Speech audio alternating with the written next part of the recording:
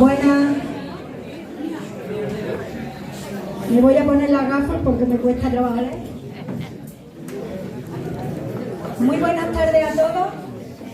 Encantada de que estéis esta tarde aquí con todos nosotros, ya que es una tarde especial en la que se da a conocer nuestro pueblo aún más. Estamos orgullosas. Como bien sabéis, hoy es la presentación del libro Comacón Cacín Forever, cuyo autor es Miguel Ángel Pérez Abad, conocido por todos nosotros, ya que es su pueblo natal y de todas las personas que hoy lo acompañan en la mesa. La verdad que es un honor poder conmemorar las historias de antes, rodeados con todos ustedes. Bueno, pues yo no me enrollo, ¿vale? Porque hoy lo suyo y lo ideal es que Miguel Ángel nos explique un poco de todos sus acontecimientos en los que va elaborado el libro, ¿vale? Y así que un aplauso para todos ellos. Muchas gracias.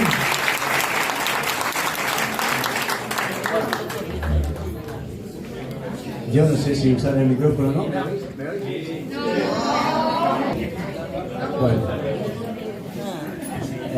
Primero agradecer a la señora alcaldesa el detalle que ha tenido en terreno de salud de actos, acondicionado, también como lo ha acondicionado. Toda la semana ha estado muy pendiente de absolutamente todos los detalles, incluidas las flores, incluidas las macetas. Son cosas que hay que agradecer y yo se lo agradezco enormemente. Al mismo tiempo las felicito porque las elecciones han sido muy recientemente y han tenido un triunfo aplastante, lo cual quiere decir que no le va muy mal al pueblo con ella, ¿no? Eso me alegro mucho.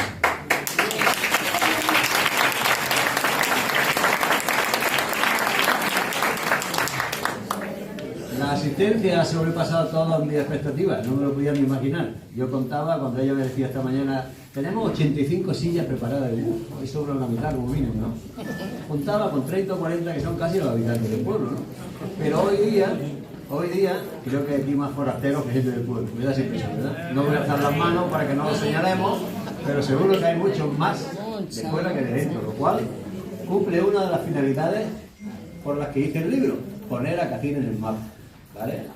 De hecho, muchos de los que están aquí me han llamado previamente para preguntarme cómo se va a Cacín, porque no está en el mapa, no estaba en el mapa, no estaba en el mapa. Incluso Google les daba la vuelta por la Moranea, les daba la vuelta por Santa Cruz del Comercio, y eso no puede ser, eso no puede ser.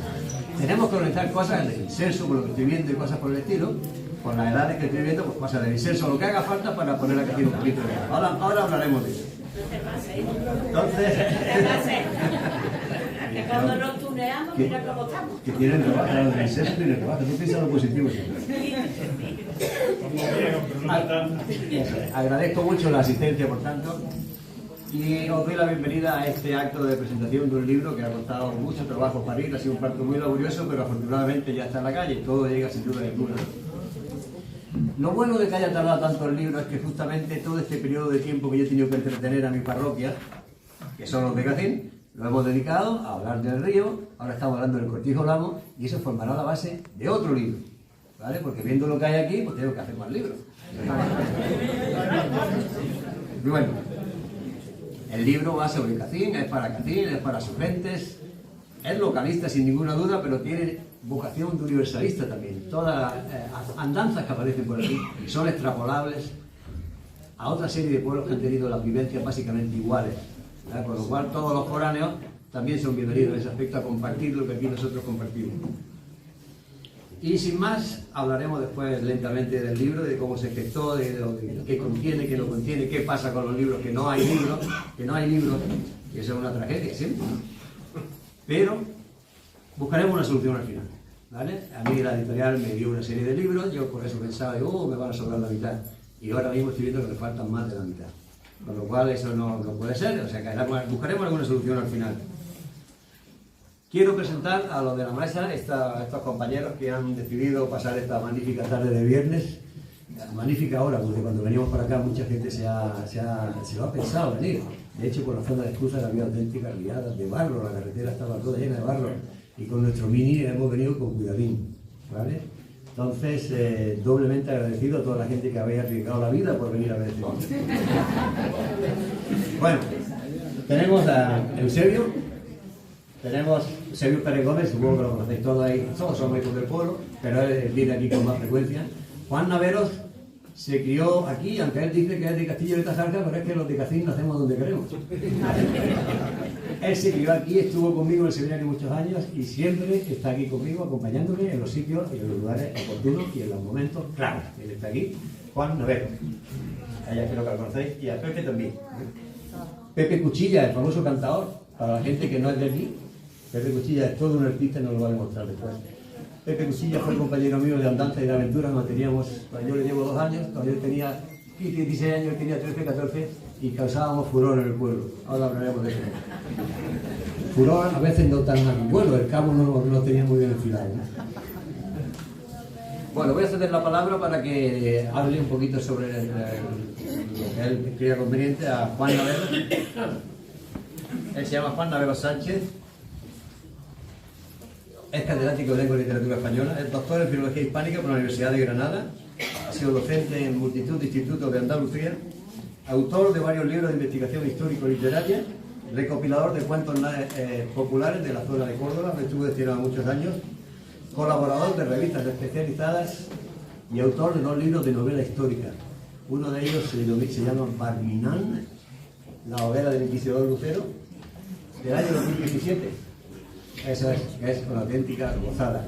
Y el último libro que acaba de publicar, que no tiene todavía ni 6-7 meses, ¿verdad?, se llama La bruma que apacigua la memoria.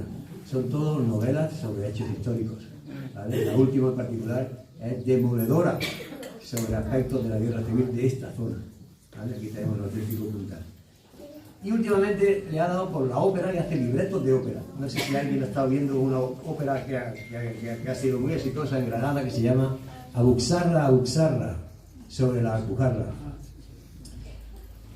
Yo la estuve viendo en la Isabel la Católica y es una auténtica exhibición, es una cosa de profesional, como la copa de un vino, ¿no? Él hizo el libreto, ¿vale? Y ahora está con otra sobre Don Quijote. Él no para, es una persona inquieta y con un talento y una capacidad tremenda.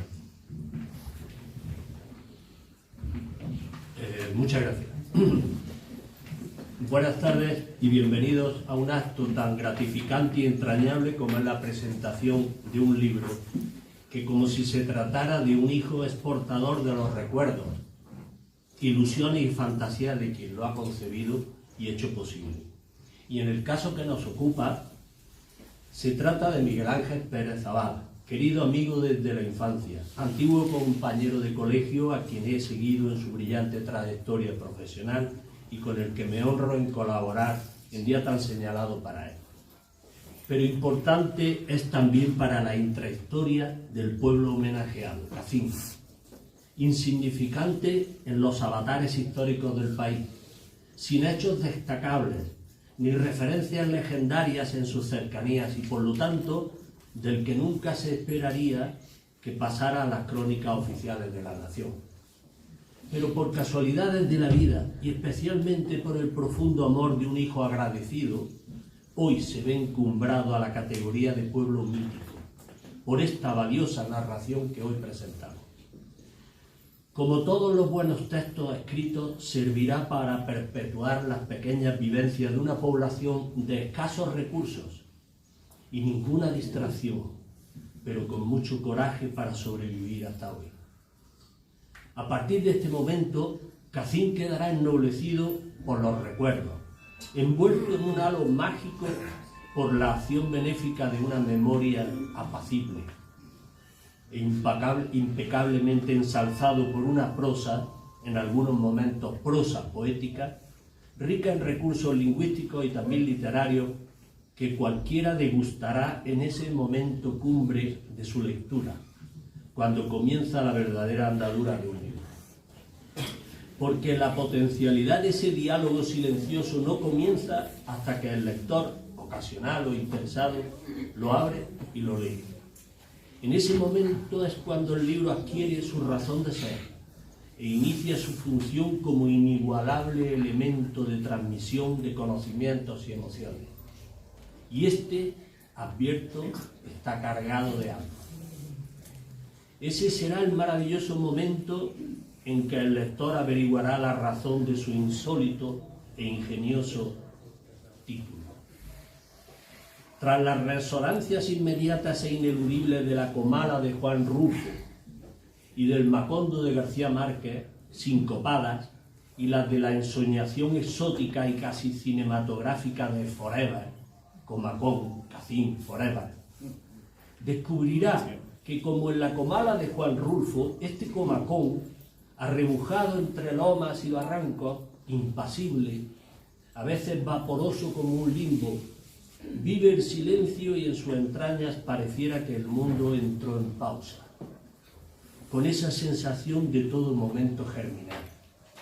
Como el pueblo de Rulfo, Comacón agudiza la broma de sus habitantes para renombrarse con apodo. Cuenta con una totémica montaña aunque no volcán, a la que llama Pingurucho, y con las ruinas fantásticas de un palacio o cortijo del amo, vigilante siempre, aun en ruinas, con la autoridad de un poder extinguido. Como el Macondo de García Márquez, una aldea pequeña de casas humildes entreteje las vidas de su vecindario en la cercanía de un río de aguas cristalinas, pero del que todos recelan desde antaño por haberse convertido en un monstruo omnipresente en los sueños, amenazante en noches de crudo invierno y lluvias torrenciales. En más de una ocasión avivó el miedo y alimentó de magia las mentes de los niños, como en los cuentos, por transmisión oral, y fue siempre testigo y génesis de estas historias de lo real maravilloso, lo real y lo onírico enredado, o de realismo mágico, al que nos acerca alguna de las notables historias recogidas en esta sugestiva publicación.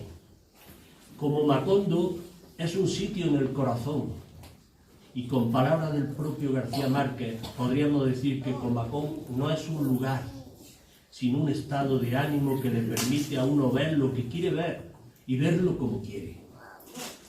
Y con los ecos de Comala y Macondo, Comacón, con sus pasiones humanas, el paso de la vida, el olvido, la soledad, las divagaciones de la realidad, la magia de los recuerdos y el escozor del abandono.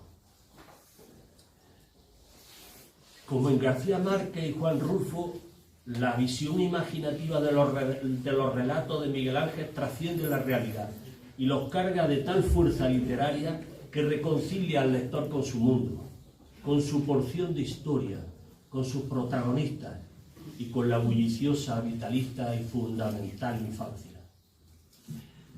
Porque para añadir más pesadumbre y desasosiego a los acontecimientos pasados están los historiadores y la búsqueda incesante de sus grandes talismanes, los documentos.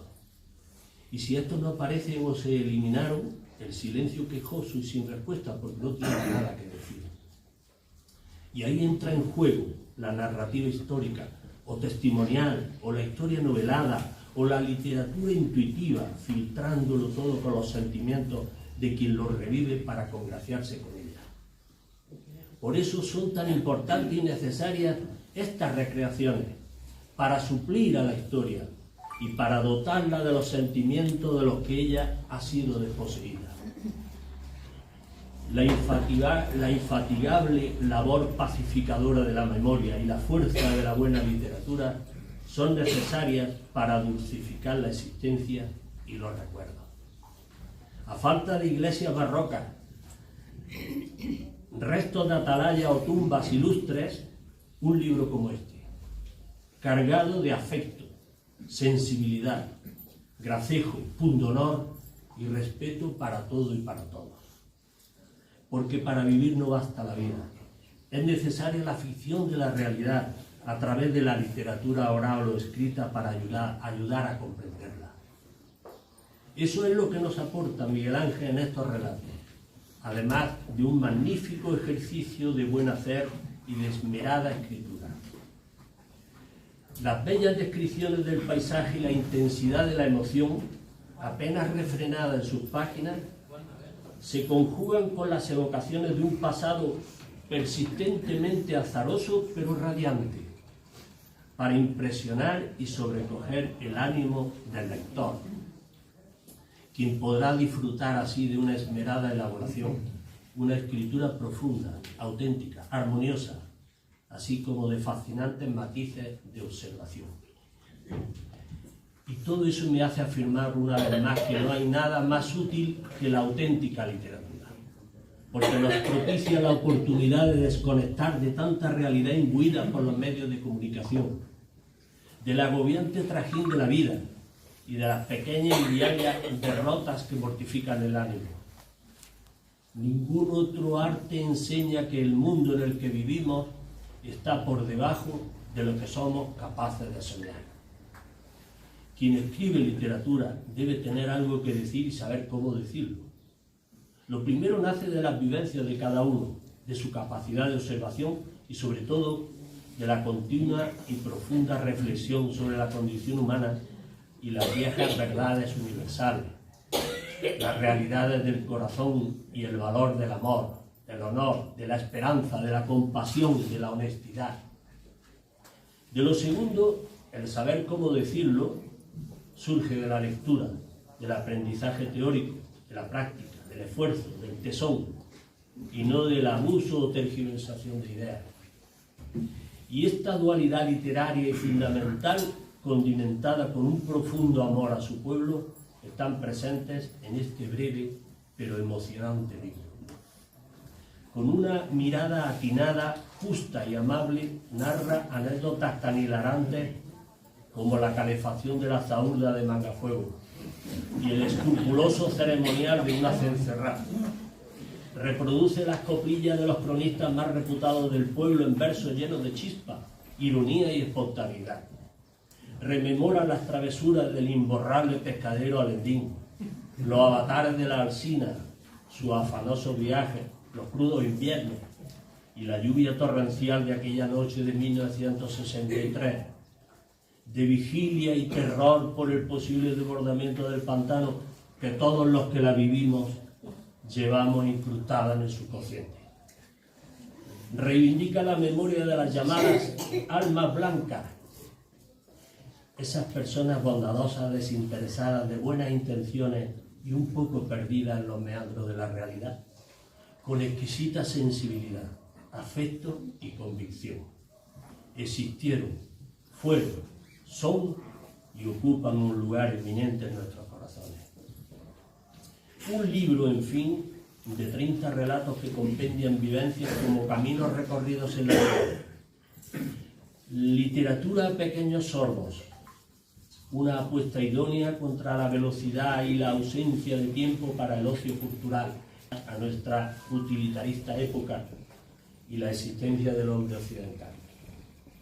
Las buenas lecturas son como el café, hay quienes lo prefieren largo y quienes lo disfrutan más en corto, y tan difícil es escribir uno de esos libros largos para los que se necesitan muchos meses y años, como encapsular un mundo narrativo y de sensaciones en un expreso.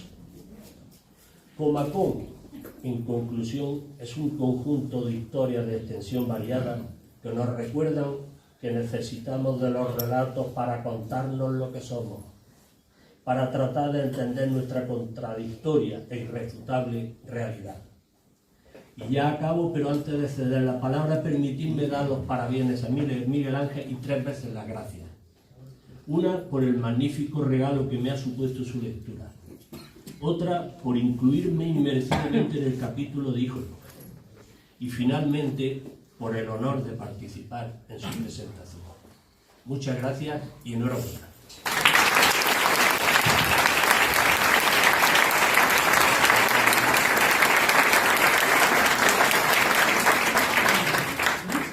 Bueno, pues se ha acabado el acto, ya no podemos ir todos. No creo que esto sea mejorable. Pasa como con Gerald Brennan, que decía que lo mejor, lo único que vale la pena del día es el desayuno, que a partir de ahí todo va deteriorándose. Muchas gracias, Juan. Pasamos a Eusebio. Eusebio Pérez Gómez es mi primo, pero tiene más mérito aparte de eso. Uno de los méritos es haber hecho el prólogo de este libro, un prólogo que es extraordinario. A veces yo me recreo en el prólogo más que de lo demás. Un prólogo donde se dice esto, tan bueno que lo puse hasta en la contraportada. Dice: el pueblo tenía vida, había ajetreo, los niños jugaban y corrían por doquier, las bestias con aguaderas acarreaban agua del río, los bueyes de Machuquino tiraban del carro pausadamente para arriba. La sinfonía la ponía el balido de las cabras y ovejas volviendo en busca de sus crías para amamantar y comer grano en el cebero y ramón fresco. La campana de la torre de la iglesia marcaba el paso del tiempo y así el pueblo rezumaba vida. Pero la gente ya no está, familias enteras se fueron y no han vuelto, ni en el mejor de los casos, algunos de ellos vienen de la feria. Esa es la realidad, pero la imaginación que ha puesto Eusebio aquí es extraordinaria. ¿Vale? Eusebio es, además de prologuista excelso de este libro, es historiador, es genealogista, tiene un gran gran futuro en ese par de cosas porque trabaja continuamente en asuntos que son de su incumbencia y que a él le encantan. Es un gran investigador e historiador. Está muy interesado en el patrimonio cultural e histórico de aquí, del pueblo. Muchas de las cosas que yo estoy escribiendo me las sugiere él. No solo me las sugiere, sino que algunas veces hasta casi que me las traslada. De anécdotas, de hechos que yo desconocía. Aquel episodio del río que va sobre el vaso de Cacín, sobre las tumbas neolíticas, es suyo entero. De hecho, lo entrecomillé porque era suyo. Entonces, está lleno siempre de proyectos. Y ahora, si acaso, al final hablaremos un poco de la perspectiva de Eusebio y de algunos de nosotros sobre la historia de Cacín, que es una cosa que nos estamos tomando en serio. El libro, como comentaré después, es un tono desenfadado, anecdótico, vivencia, usos, personajes, pero la historia con mayúsculas está por escribir. Entonces, le cedo la palabra a Eusebio.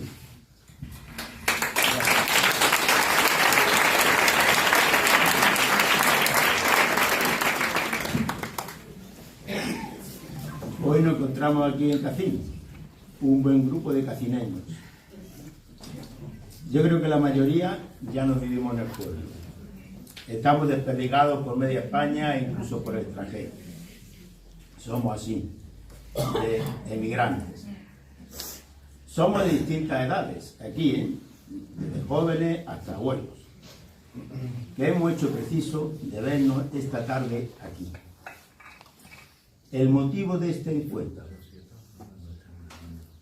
la presentación de Coma Com, subtítulo Cacín para siempre. Un libro escrito por un cacineño en el que cuenta cosas de su infancia de hace más de 50 años. Es curioso y sorprendente que una historia del pasado, el recuerdo de nuestra vida de niños, sea el acicate para reunirnos hoy. O estamos muy enamorados de nuestro pueblo, o los recuerdos, el pasado, está muy presente en los que estamos aquí. Y es que la patria es la infancia, como dice Ayala. El pasado no es agua pasada, sino que es patrimonio de nuestras vidas. Es algo que nos has marcado y como consecuencia de ello somos así con nuestras peculiaridades e idiosincrasia. Por muy lejos que estemos, por mucho tiempo que pasemos sin venir, este hoyo donde conviven pueblo y río no se olvida. Los que estamos en Mallorca, cuando nos reunimos, no hay otra cosa que hablar que no sea de Cacín. Y aquellos cónyuges que no son del pueblo tienen que soportar el repetidísimo rollo, aunque ya saben tanto del pueblo como nosotros. Hay oriundos que gracias a sus dotes artísticas expresan con emoción y autenticidad sus recuerdos de la infancia y su juventud. Pepe Chato, hermano de Abelardo, que no sé si está ahí, desde Barcelona canta con emoción unos fandangos de Cacín, su patria chica. Pitos, también en Cataluña, sigue tocando con su acordeón los mismos pasos dobles por los que se bailaba en los cortijos y en el pueblo hace más de 60 años. Salvador González, salvadorín, ¿sabéis a quién me refiero?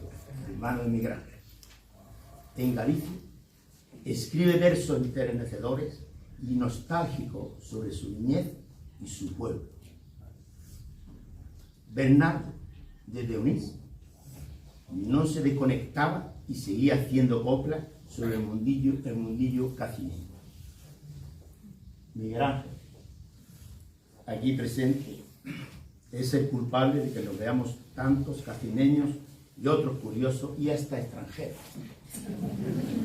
Porque su libro, además de su indiscutible calidad literaria, incluso con tintes pedagogos, porque ahí acredita que es profesor, ha sido profesor toda su vida, cuenta con cariño, dulzura y chispa una infancia que nos identifica a todos, que nos incita a recordar nuestras propias aventuras, trastadas, emociones y hasta sustos.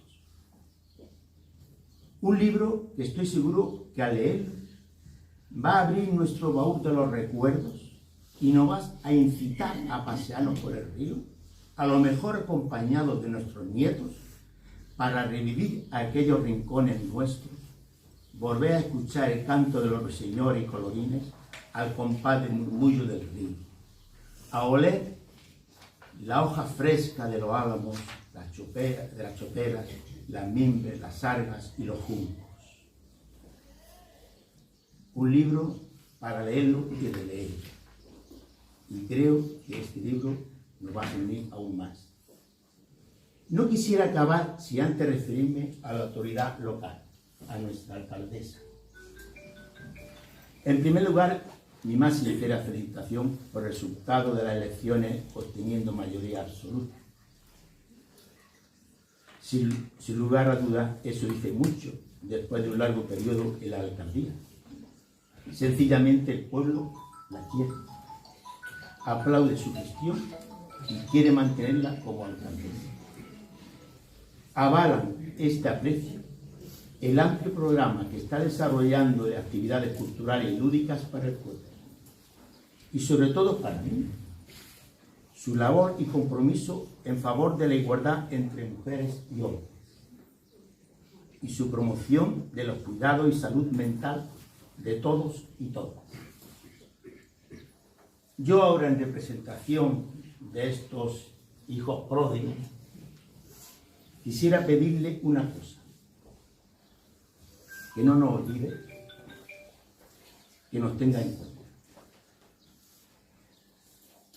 Por nuestra parte, creo que puede contar con nosotros, aunque no residamos ni estemos empadronados, para hacer cosas por y para el pueblo. Quizá sea necesario salir para apreciar el atractivo de este pueblo, su enclave geográfico, su patrimonio histórico y cultura que lo diferencian de los pueblos circundantes. Una muestra de los valores que tiene este pueblo lo manifiesta el hecho de que gente de otros países, no solamente europeos, se instalen a vivir con nosotros. Como muestra del interés que manifiesta por el pueblo, he observado en la lista de su candidatura que ya aparece un hombre extranjero. Eso ya dice algo. Pero sinceramente creo que le falta vida al pueblo, que es necesario crear puntos de interés que inviten a venir y a pasearse por estos sectores. Y como indica en su programa electoral respecto al turismo, concluir la mejora de carretera no solo para conectar Cacín con los pueblos vecinos, sino para descubrir y potenciar los puntos de interés turístico y exclusivo del pueblo. Esa carretera desde el pantano hasta el Turro, por pocos lugares en tan pocos kilómetros, puede ofrecer un paisaje tan interesante y rico. El río discurriendo por los tajos, el puente romano, el valle pintado de chopera, olivos, espárragos, hortalizas, el pueblo desparramado en la Solana, la presa hábitat de aves acuáticas que ofrece un espectáculo inédito, de granido, de revoloteo de patos salvajes, gallinetas y aves migratorias. ¿Sería posible disponer de una orilla de tantas del río que tuviera adecentada para sentarse y dejar pasar el tiempo? Esa zona de recreo del ayuntamiento, debajo del puente de las motos, ¿por qué no se acondiciona para tomarse una cerveza o refresco contemplando la corriente del río? El paseo desde el puente río arriba hasta el puente de las motos no se podría iluminar. Podría convertirse en el caminito que da la vida en las tardes calurosas. Aplaudo el proyecto de abrir y adecentar caminos como el que llega desde el puente romano, como el que llega hasta el puente romano, y el otro hasta la presa. Y para más, si en dicha presa se acomodara un puesto de observación de la fauna que vive y transita por ella, sería la realidad. Pienso que con la ejecución de estas propuestas, Cacín dejaría de ser un pueblo desconectado para convertirse en pueblo atractivo para disfrutar, senderistas y amantes de la naturaleza. Y sin lugar a duda, sería un aporte de riqueza en el beneficio del pueblo. Y con esto quiero mostrar mi agradecimiento y satisfacción de ser colaborador y partícipe en este grupo. Gracias.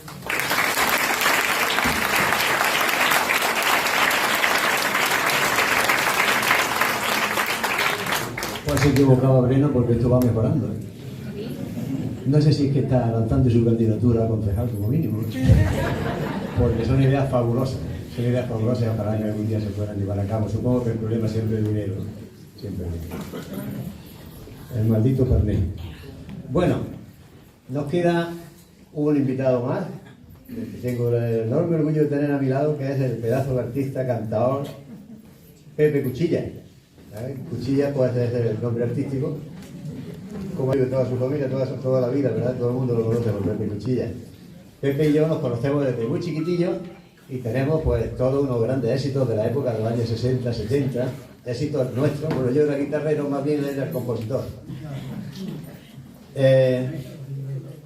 Me acuerdo mucho de aquellos veranos en que los corros de las puertas de la gente, especialmente me acuerdo de Juan de Dios sentado en su peñón, llamándonos porque le cantáramos la copla del Cabo. Y el Cabo se enteró. Le cantábamos cantando una copla sobre él. Que no era sobre él, pero parecía él. Y era la autoridad competente y eso no podía ser. Total, acabamos en el cuartel. ¿Te acuerdas de aquella aventura? Y salimos vivos, vamos a dejarlo, salimos vivos. Salimos vivos.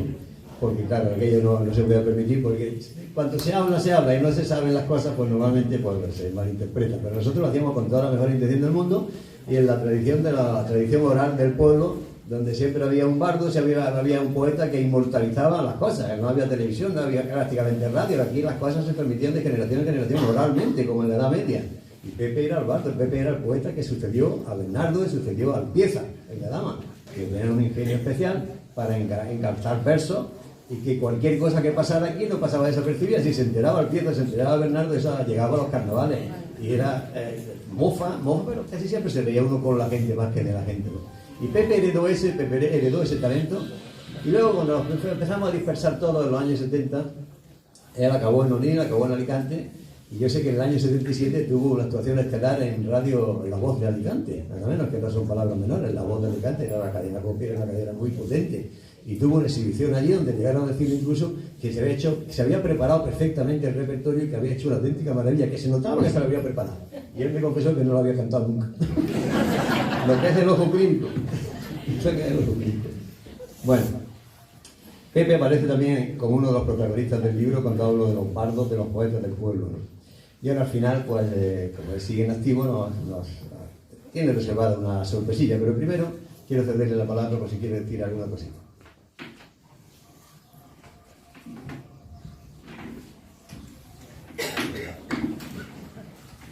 Yo solamente quiero darle la enhorabuena a Miguel Ángel, no solamente por el libro, que ya es una cosa muy importante, por todo lo que ha hecho en la vida. Yo siempre lo he admirado porque de niño era un tío muy inteligente, superaba en todo, incluso jugando a fútbol había que saber poner la pata, cualquiera le quitaba el balón. Pero ya está, a los cantadores nos da Dios la gracia de cantar, pero no nos da don de palabra. Entonces yo no tengo don de palabra. Pero sí,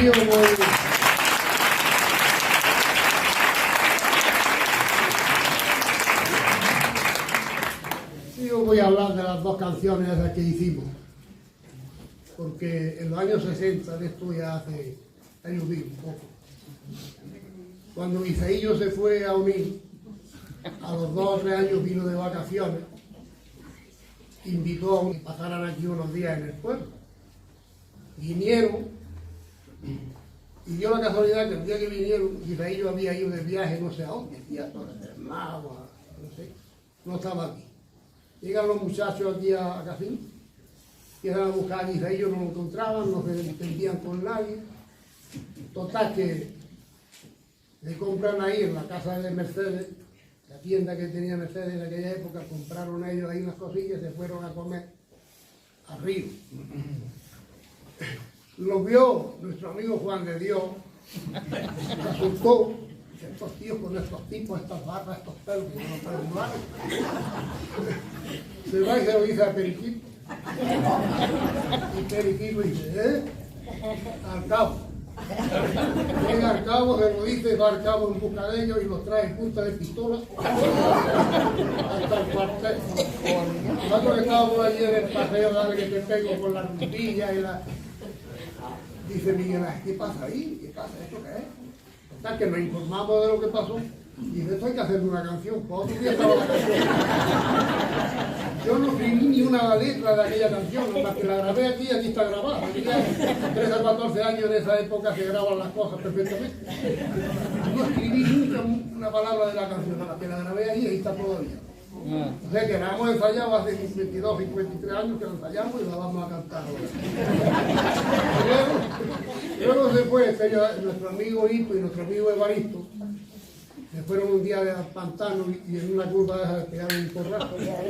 Otra canción, que es la única canción que yo tengo. La vamos a cantar cuando quiera Miguel Ángel y verás.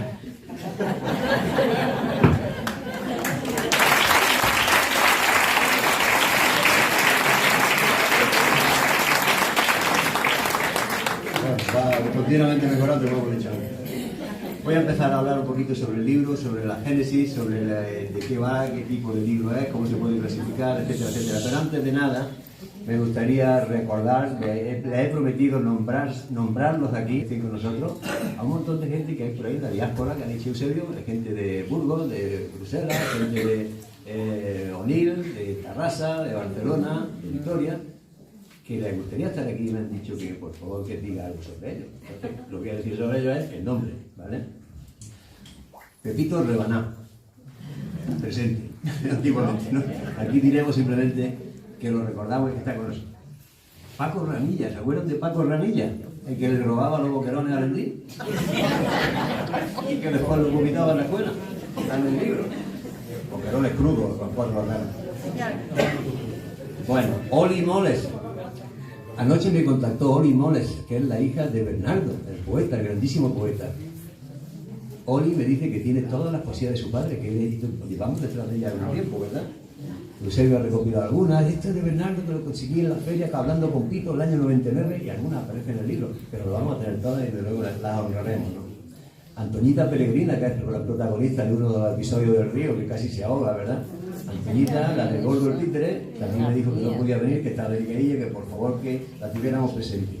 Mari Castro, la hija de Pedro el Coleta. No, Pedro Negrito, Pedro Negrito.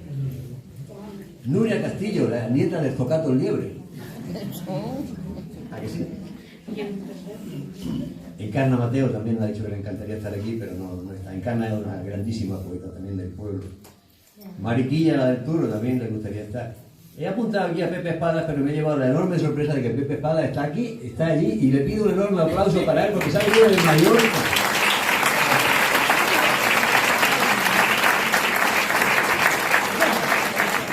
Una enorme sorpresa y una grandísima alegría verlo por aquí. Brisa Rivera también me ha dicho que le habría gustado.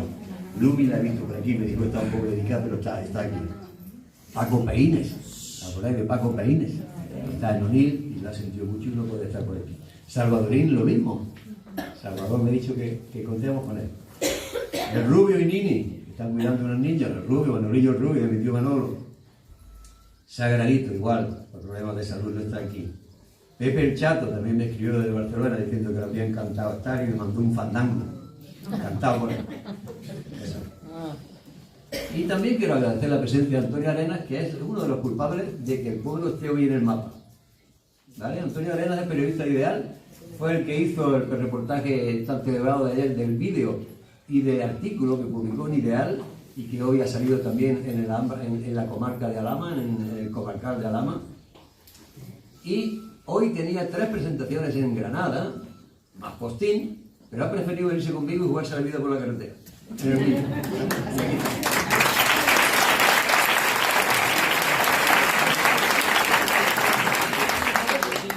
Bueno, empezamos a hablar un poquito del libro. ¿Cómo es la génesis del libro? Pues esta cosa me bullía a mí desde hacía mucho tiempo. Es una cosa que yo pensaba que tenía como una pequeña deuda con el pueblo. Yo fui muy pequeño.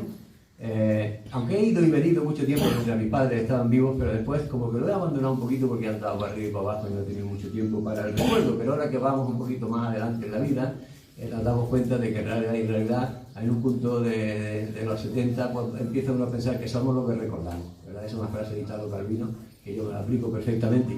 Y ese bulle que tenía yo en la cabeza no acababa de concretarse, de pura pereza, de vagancia, de desidia, de abulia, de degeneración. Hasta que un día, el 2 de noviembre pasado, fui a ver la lápida de Mariana Pineda, porque ese día hablé en la cripta que hay debajo de la catedral y vi a muchos de mis profesores del seminario allí enterrados, compositores como Valentín Ruiz Aznar, obispo del siglo XVIII, ahí están enterrados y se pueden ver gratis, porque la única vez que abren la lápida es el día 2 de noviembre. Pues cuando fuimos mi señora y yo a ver aquello, pues nos volvimos tan ufanos y tan contentos y por la plaza del ayuntamiento, por la plaza del Carmen, encontramos a Bastelillo, Rosa Mari, a Modenita y Dolorcita. Ellos tienen la culpa de todo. Estuvimos ahí hablando un buen rato en la plaza del ayuntamiento, nos reímos un montón de toda aquella aventura y ya pensé definitivamente, digo, esto no puede quedar en el olvido, esto no puede desaparecer sin más, esto tengo que fijarlo por escrito como sea, por más que me cueste. Me puse y en una semana lo liquidé. O sea, el detonante fueron ellos, efectivamente. Esa fue la génesis de decir, bueno, ¿por qué escribe esto? Porque ellos tienen la culpa. El título del libro, pues no es nada fácil titular un libro, ¿verdad?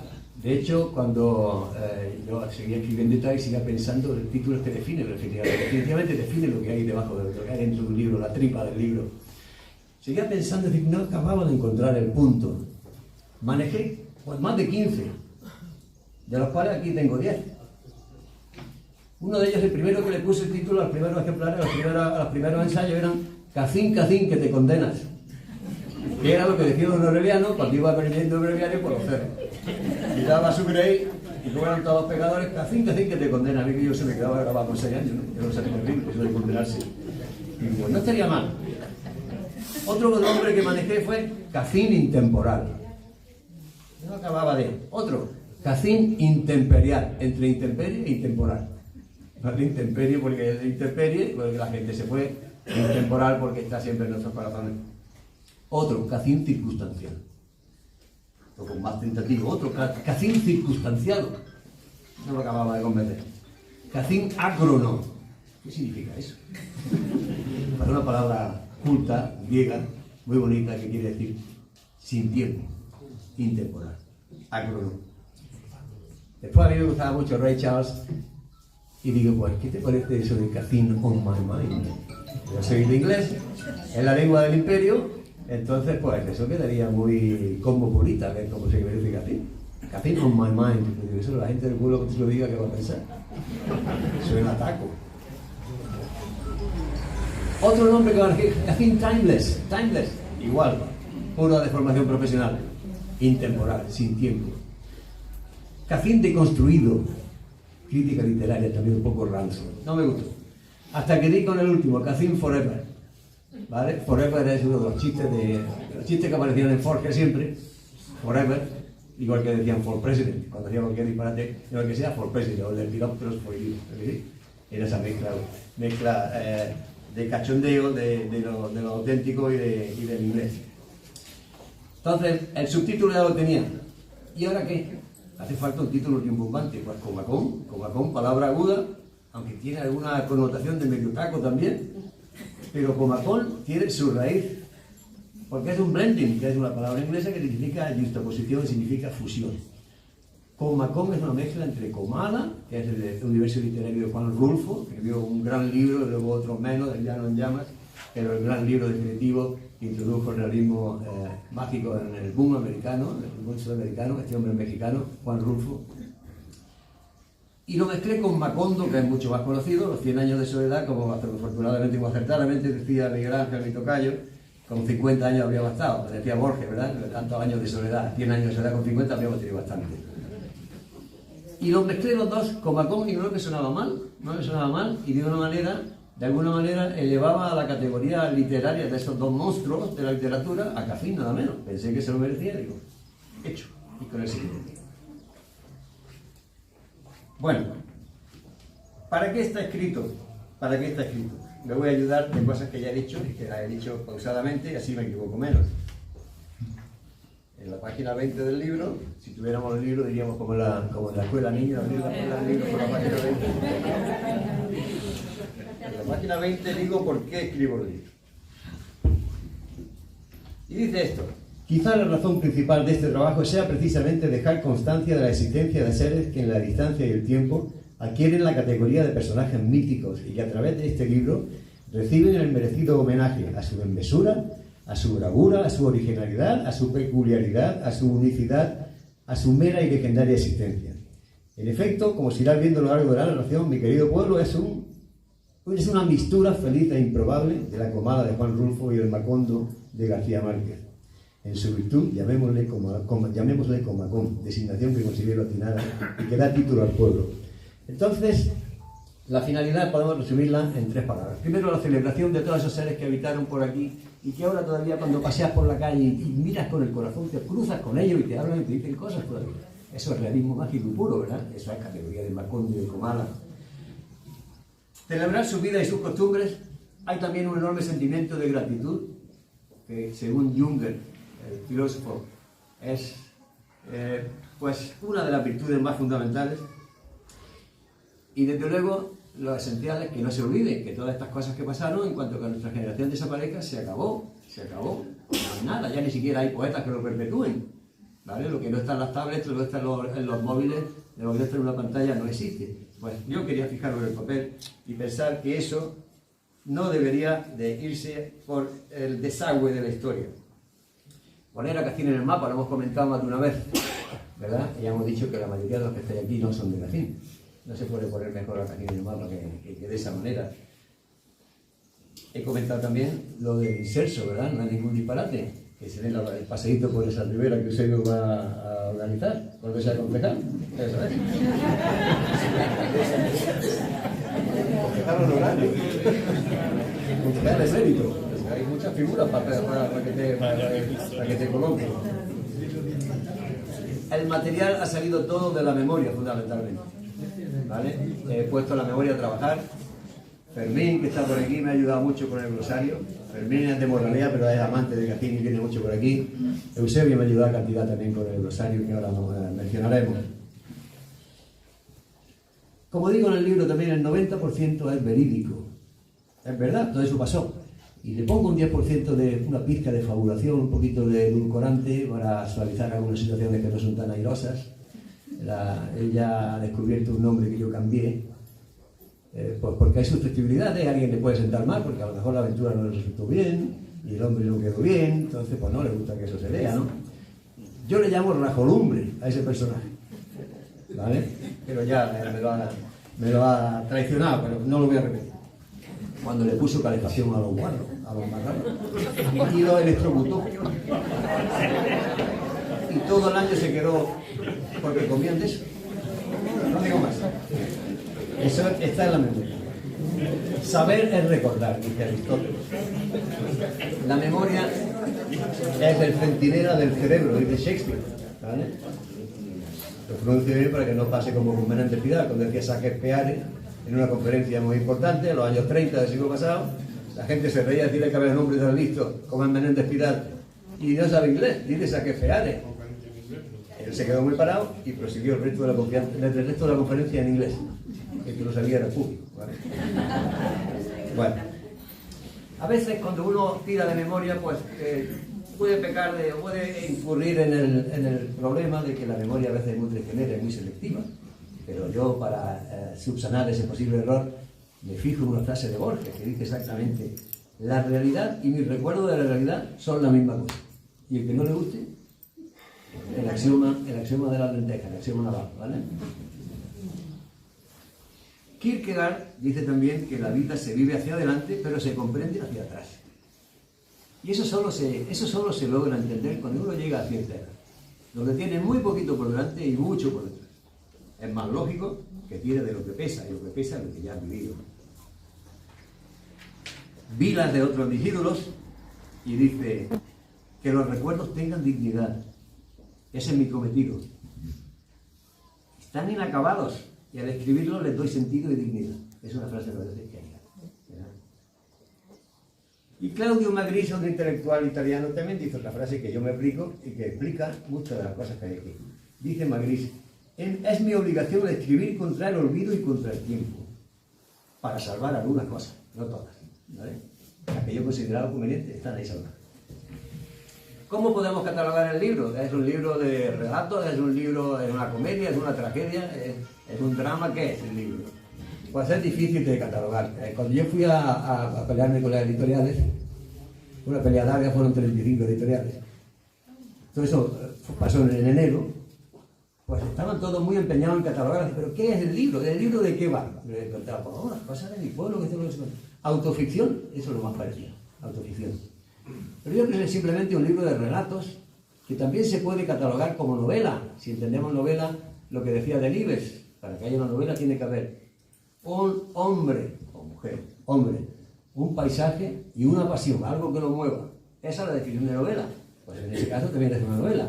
Los relatos son independientes todos, pero son las piezas de un puzzle de esta obra poliédrica y coral que conforman un todo, cuyo personaje principal es Cacín, de la que sería la novela también. No nos fijemos más en eso. La estructura del libro, pues tiene 32 capítulos más 2 glosarios. Un glosario de apodos, que sería un pueblo sin apodos. Si no hay apodos, no hay personal. El apodo es una categorización de la persona que adquiere el nivel de ciudadano de ese pueblo. Mientras que no tienes apodos, no eres nadie. Aquí nadie se conoce por los nombres, estos son los forasteros. Y cuando ya se mete mucho en el pueblo y se les quiere y se les aprecia, se les pone un apodo. Ya eres el pueblo. ¿Vale? Hay todo un festival de apodos. 12 capítulos, sin contar el prólogo magnífico, magistral que ha hecho Eusebio. Empiezo con un introito, después sigo con introito, digamos, un poquito de declaración de intenciones de qué va el libro, de qué he leído un poquito. La calendaria, siempre lo he dicho calendaria, la candelaria, es uno de los episodios que ya puse en Facebook para que lo leyerais. Ese es uno de los primeros capítulos. Después aparece el charro. ¿Alguien se acuerda del charro? El charro era un personaje del pueblo, era el primo de Paquillo Feliciano. El charro. Exacto. El charro era tremendo, ¿no?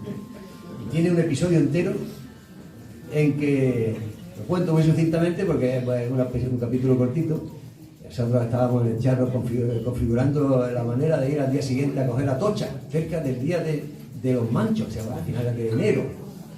El día de la Candelaria es el día 2.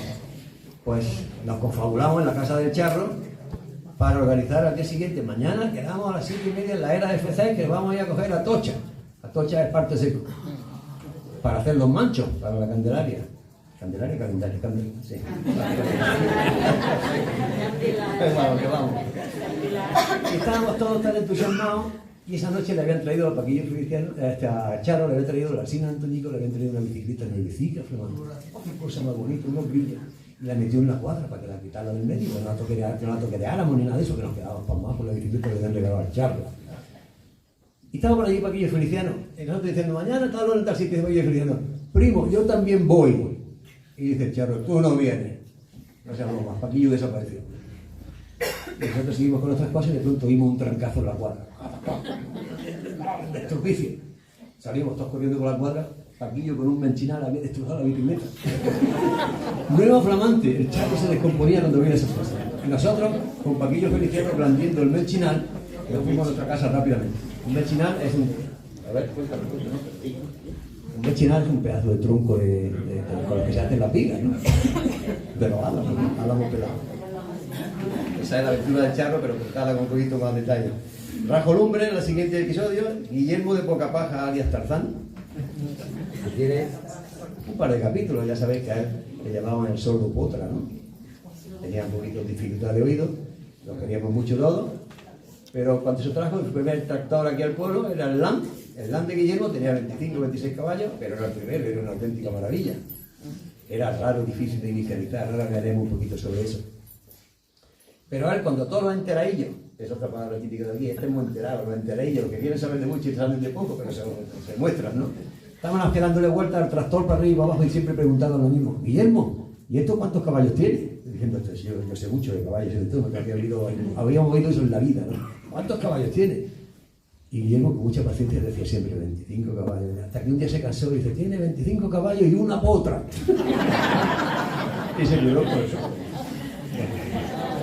El día que Guillermo fue de compras, es una anécdota que cuenta mi tío Vicente, el padre de Eusebio, ¿no? Una auténtica maravilla. Pitos tiene un capítulo entero porque Pito era fundamental en el pueblo. Sin Pitos no había fiesta, no había baile, no había mocica y mocicos juntos y no había casorio, no había nada. Pito era el alma del pueblo. Toros en la acera se llama otro. Se me quedó grabada aquella imagen de Evaristo sacando el televisor con su orecilla, su estabilizador debajo a la acera y todo el mundo con las sillas cortando la calle nueva para ver los toros, para ver el cordobés, el biti, lo que toros en la acera. Y después acababan los toros, cada uno con su silla a su casa y teníamos conversación para la temporada. La Cencerrá es otro de los grandes capítulos que le tiro mucho de Bernardo y del poeta que vino de Alhama para dar una Cencerrá a una viuda. Viuda quiere decir que era viuda por 2 veces. Se llamaba Angustias, como ya habían viudado 2 veces, le llamaban Angustias la monja. El pueblo no tiene desperdicio, la perfección de los apodos, ¿verdad? Manolillo el Carrero. Uno de los versos de la Cencerrá de Bernardo hacía competición con el de Alhama, con el jameño, echando versos, pero trovas sobre la marcha. Decía, Angustia, ya te has casado con Manolillo el Carrero. Como te cargues a este, ya te has cargado al tercero. Genial, sobre la marcha.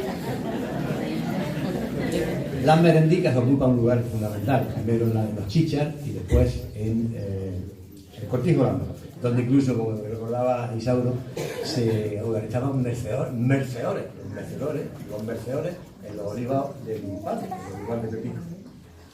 La venta ambulante es fundamental. Ahí tenemos a Valentín, la gran estrella, Pericana, que le hacía un poquito de sombra, un jameño con el que se llevaba Valentín a matar, la mundica, Juana, la que nos traía crema en Nivea, que se juntan la bonita y también se juntan la fea.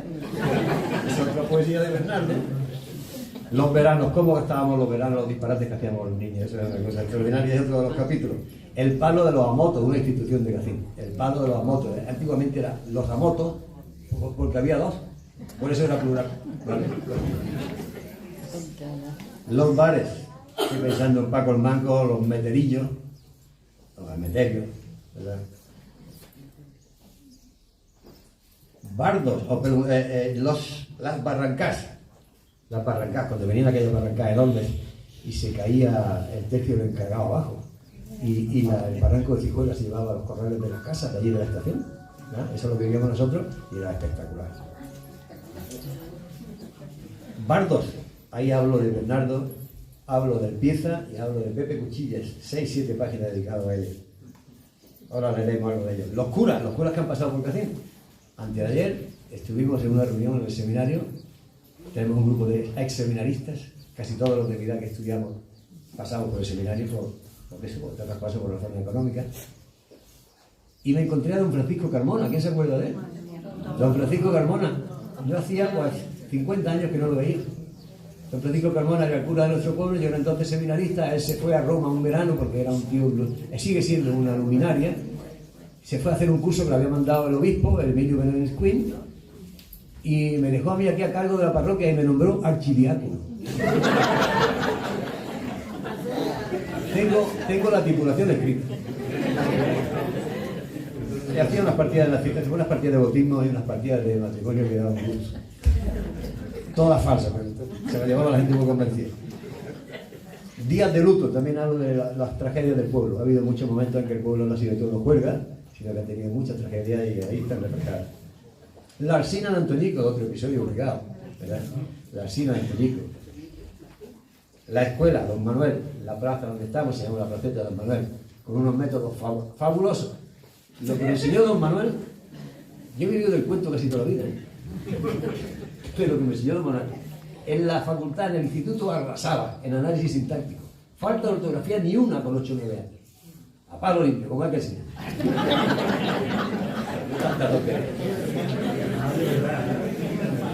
El llano de Agustín, donde nos citábamos todos, es otro capítulo. Nos citábamos cuando jugábamos a fútbol, el Penillo, Poleo y yo, nos enseñamos nuestras discrepancias en el fútbol, porque los dos queríamos fichar a Pepito Rebaná, que era un figura, y sigue siendo un figura jugando al fútbol, no era una maravilla. Y claro, como no nos poníamos de acuerdo, pues nos peleábamos que era lo suyo. Eso era los diálogos que entablábamos, ¿no? Y cuando acababa el partido de fútbol nos citábamos siempre en el llano de Agustín, para acabar de resolver la diferencia a pedradas.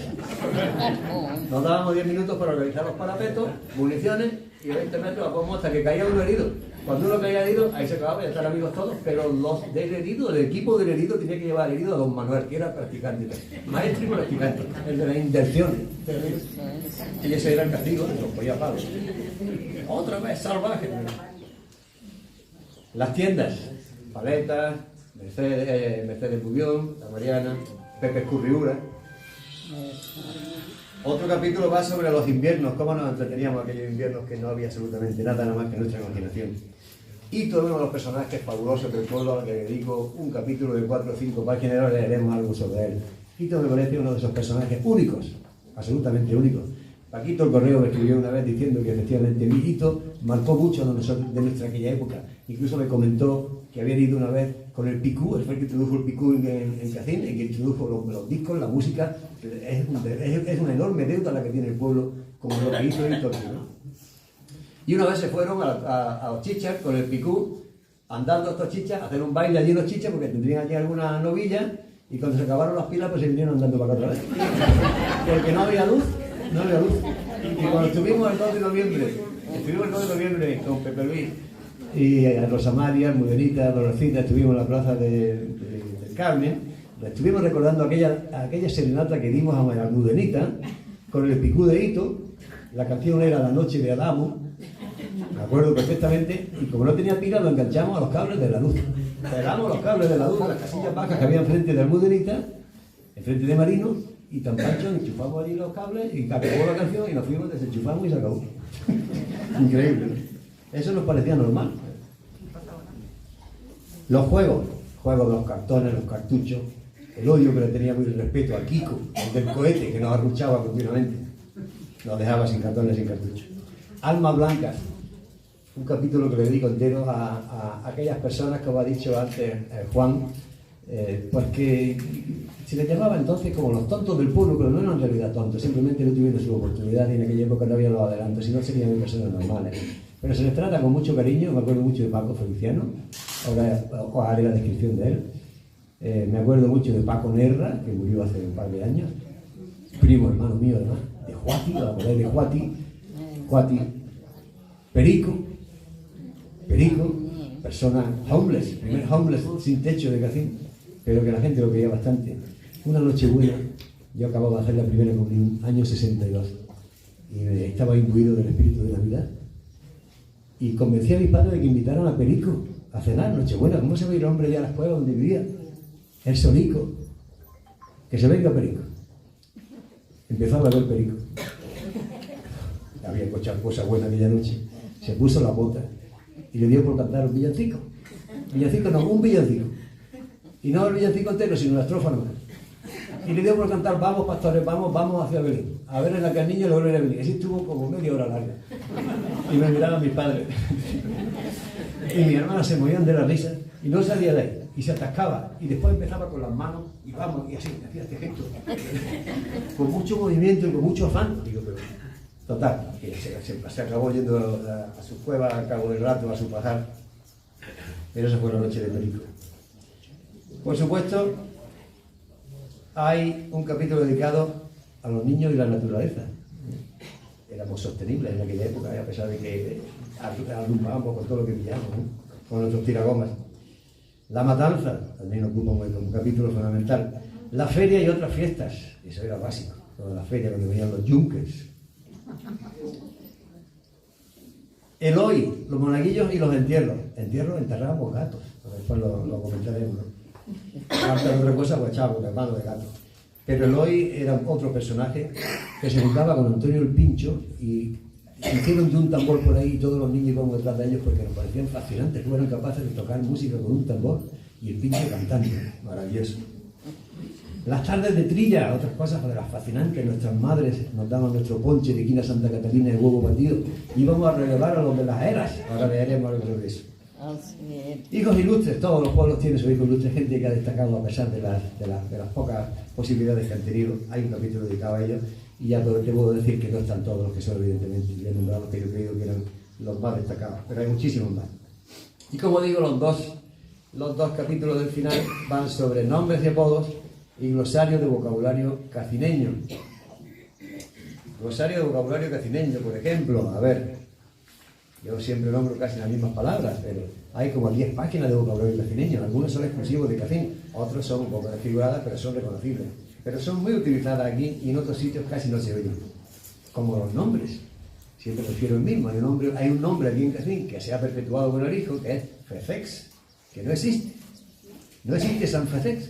Lo he buscado por todos lados. ¿De dónde saldrá eso? Pues afortunadamente sigue la estirpe con el nombre de Fecex. Supongo que continuará en la saga. Palabras como efrocio, eso no se oye más. Y lo he comprobado varias veces. Incluso en Los Ángeles. Yo sé palabras que ustedes no saben de español, como que efrocio. Y se quedan los mexicanos. Efrocio. Está el español diciendo disparate. Lapachero. Lapachero. Eso para los de Cacín no. Los forasteros no lo saben. Eso. Que se chinche. Insonrible. Prevericaico. Está el niño prevericaico. Ese es un ifré. Istierco. Y cuando era muy istierco manío. Lo mismo pasa con cáncano. Es un cáncano. Cuando era mucho cáncano guitarrero. El niño está emberracado, no para ello. Niño, no, es una fogara. Los guacharros, los guacharrillos. Tengo un niño con 2 guacharros. Un guacharrazo. Esa es, la loca pitre. Le ha dado un paralí. Le ha puesto al perro un tanganillo. Eso tampoco existe. Un tanganillo para que no cace. Tiene Paco el carnicero una torá.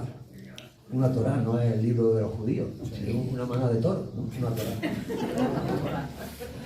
Verla ahí. Zuzumío. Bueno. Os voy a leer algunas cositas sobre lo que os he comentado para que os hagáis una idea del tono en que está escrito el libro y os animéis a leerlo vosotros también, porque sé que viste mucho eso de comprar el libro, pero a ver si lo leéis. Vamos a ver, estamos hablando del amigo Guillermo. Fijaros, este Guillermo del cortijo Poca Paja era de gran bravura y sin duda también algo montaraz y algo asilvestrado. Aparcaba el tractor delante de su casa con remolque y todo, cuesta abajo, para arrancarlo por la mañana a racha, pues el lance era duro de inicializar, con la previsión de, en evitación del relente, tapar la chimenea con un saco de plástico de nitrato de Chile y un pedrusco encima para que no se volara el chaco. Sabedores de ello, los niños calzábamos el LAN con piedras por la noche para no perdernos el espectáculo matutino antes de ir a la escuela, al ver que no podía echarlo a racha. Guillermo, tras maldecirnos y lanzar aviesas miradas en derredor hacia donde nos hallábamos nosotros, expectantes, se quitaba la camisa, echaba una copita de machaquito al tractor a través de una gomilla dispuesta a la boca y otra copichuela para sí mismo, y empezaba a dar vueltas a una especie de tambor o rueda lateral del motor hasta hacerlo explosionar. Explosiones que en más de una ocasión, cuando el fragor se le olvidaba quitar el saco que lo taponaba, salían disparadas a la chimenea del LAN por encima de los tejados. Los niños aplaudíamos deslumbrados por el poderío de nuestro vecino Guillermo y su capacidad para montar tamaño espectáculo al alba desde la nada. Ese era Guillermo. Vamos a ver a nuestro amigo Pitos. A ver a nuestro amigo Pitos.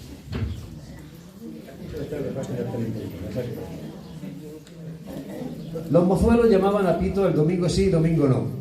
Pito se desplazaba desde su cortijo, Calisto, cargando con el acordeón y se aprestaba a hacerlo sonar en las largas tardes de invierno que cantaba Serrat en la casa que se prestara al evento. Allí acudían lógicamente las mozuelas, invitadas por los mocicos, con idea de entablar tratos, quizá con vistas a lances mayores, tales como noviazgo y casamiento ulterior. Don Aureliano el cura advertía de la ocasión pecaminosa que se concitaba con dichas reuniones, y a tal efecto las familias de las jovencitas casaderas nos encomendaban a los niños una tarea esencial: vigilar el baile, controlar que todo estuviera atado, en suma, lo que nuestros padres denominaban guardar la festa. Y partíamos al baile con el convencimiento de la trascendencia de nuestra misión, a la que nos consagrábamos sin escatimar esfuerzos. Yo era uno de esos niños vigilantes de la moral y las buenas costumbres. Pero ay, mi incipiente sentido musical se despertaba nada más oír los primeros compases del acordeón y se me iba el santo al cielo oyendo las maravillosas melodías que Pitos arrancaba de su siempre reluciente acordeón. Bueno, las barrancas tiene su lado gracioso también. Voy a leer un trocito nada más. Dice, una tarde de lluvia recia, bastante gente del pueblo se trasladó al cruce de Cacín, pasado el río donde la carretera se bifurcaba, a la izquierda hacia Lama, a la derecha en dirección al Turbo y a Moraleda de Zafayona. El espectáculo estaba servido. Grandes bloques de aquella montaña arcillosa, el tercio del Imanolo el encargado, se estaban deslizando ladera abajo con gran fragor, hasta desmoronarse en el borde mismo de la carretera. Corrió la voz de que más abajo, en dirección al Turro, en el paraje conocido por el Bao Santa Cruz, se había cortado la carretera, que era ya el no va más. Hasta allí nos desplazábamos. Pocas veces se podía contemplar una catástrofe de tal magnitud. En efecto, allí estaba en medio un enorme peñón que había taponado la carretera y que impedía el tránsito de vehículos. Los responsables del ayuntamiento del pueblo, conocedores de la gravedad del asunto y del peligro que suponía aquella mole atascando la vía, buscaban la forma de señalizarlo y advertirlo a los posibles conductores, y no hallando en sus almacenes nada más apropiado, colocaron un disco irregular con un palo vertical de peligro y una leyenda que decía: atención, gravilla suelta.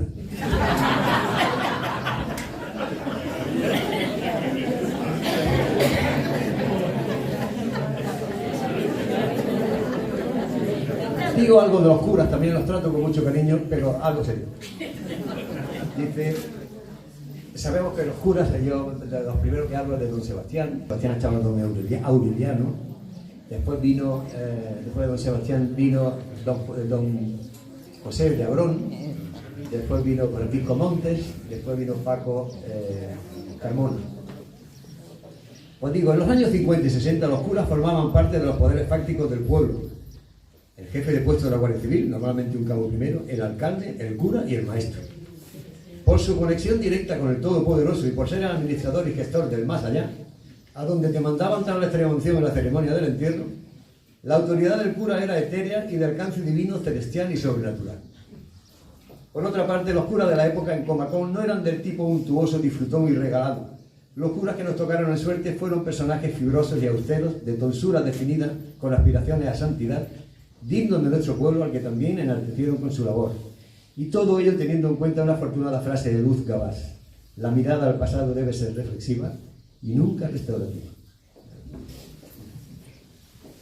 No tiene gracia, pero es verdad.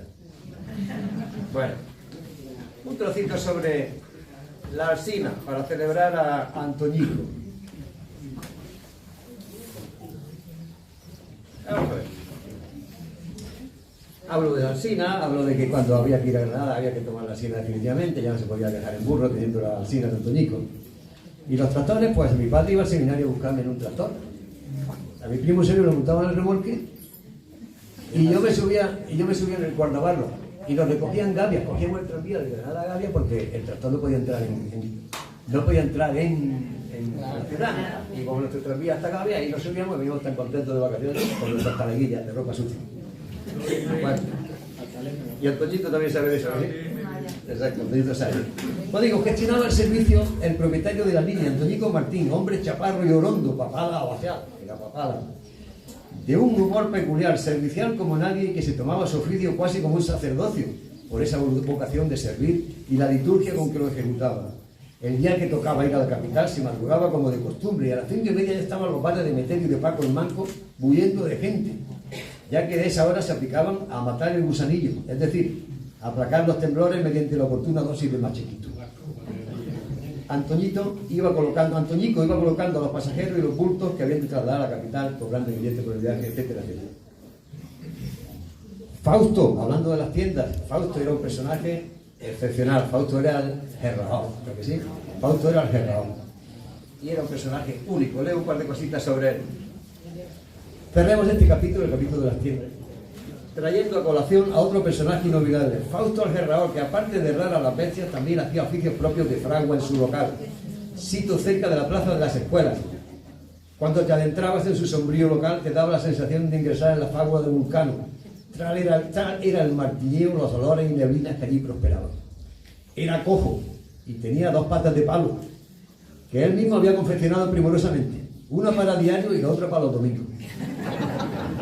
Insistía a sus amigos y visitantes en llevarlos a la taberna y convidarlos a una copa de anís fuerte, nada de dulce, con esta frase ilustrativa: vente conmigo que te voy a invitar a una copa de machaquito. Te la tomas y te abre la navaja sola en el bolsillo.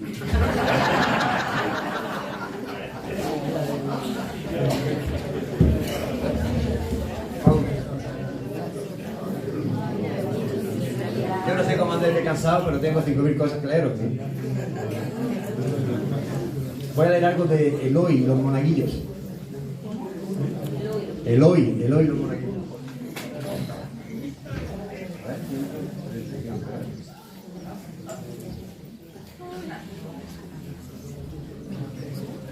Se llama Eloy, monaguillos y entierros. Eloy era un comaconero que encarnaba las virtudes del lugar: recio, fuerte, ocurrente, divertido, terco, generoso, salvaje y libre. Esas son nuestras características. Era de los mayores de la banda y por tanto ostentaba un cierto liderazgo. Además, había intentado ya la carrera musical, tocando por las calles con Antonio, el mayor de los pinchos, con unos sucedáneos de tambores y otro instrumental heterodoxo. Estas escaramuzas le daban una pátina de cabecilla resuelto y atractivo para el chiquillerío. Pero lo que le confería ese estatus superior era su indiscutida jefatura del monaguillato. Ser monaguillo era una prueba de pertenecer a la élite entre los niños, pues no todos estaban llamados a ello ni don Aureliano lo permitiría.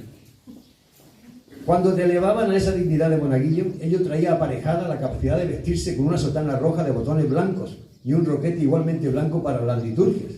No estaba eso al alcance de cualquiera. Además, te iniciaba en los latinajos, pues la misa estaba en latín y la primera ayuda del oficiante era la del monaguillo, replicando en latín a sus ritos de misa y demás. Dominum vobiscum, et cum spiritu tuo. Sursum corda, hagamos ad dominum, decía el monaguillo.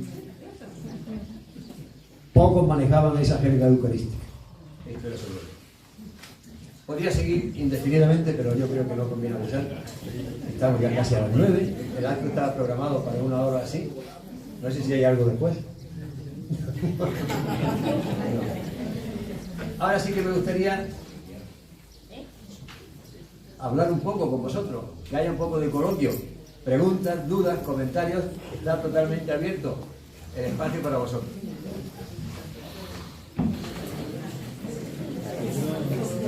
Forastero.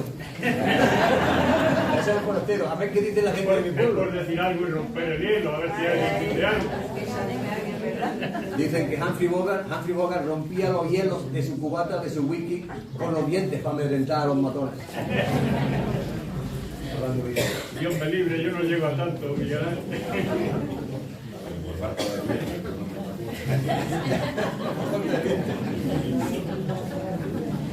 Bueno, pues si no hay coloquio y no hay preguntas, cuestiones, curiosidades, comentarios, lo que queráis, pasamos a la última parte. Os doy la última oportunidad. ¿Alguien quiere decir algo? Calle para sí. Entonces,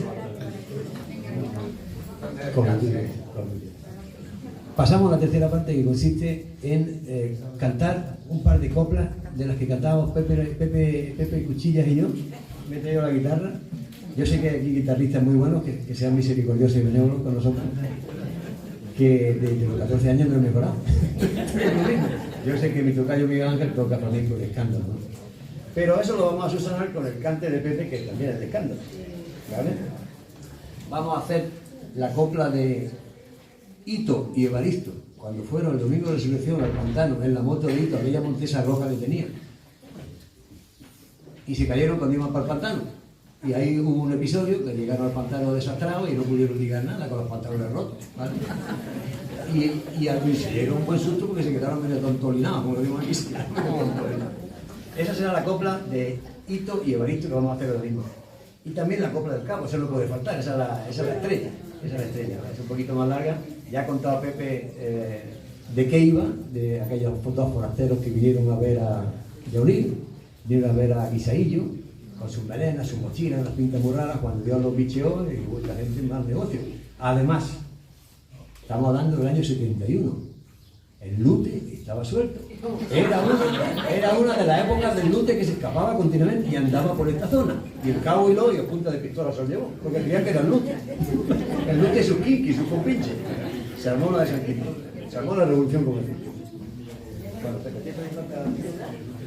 En aquella época no sabíamos solfeo ni ahora tampoco, pero entonces. Pero claro, yo aprendí el flamenco de oído y la copla también. Como no sabíamos qué música ponerle a las canciones, pues entonces estaban en moda los albas que cantaban los ejes de mi carreta, era una maravilla.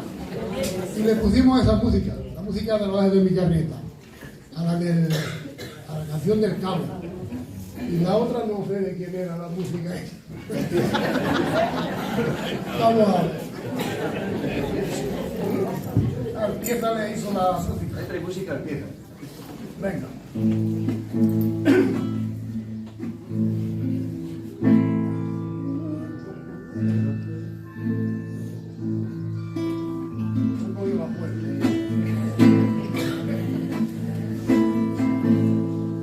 La otra noche en Casín se armó una revolución. La otra noche en Casín se armó una revolución. Dos muchachos de Alicante que muy peludos son. El amigo Juan de Dios lo vio desde su peñón. El amigo Juan de Dios lo vio desde su peñón, corriendo muy asustado, a Periquito avisó.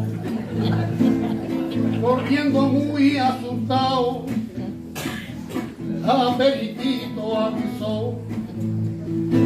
Pedro, que era un hombre serio y de mucha precaución, Pedro, que era un hombre serio y de mucha precaución, con estas buenas palabras al cabo se presentó. Con estas buenas palabras al cabo se presentó. Oiga usted, señor Don Cabo, lo que le voy a decir. Oiga usted, señor Don Cabo, lo que le voy a decir. Dos muchachos muy peludos van a robar el casino.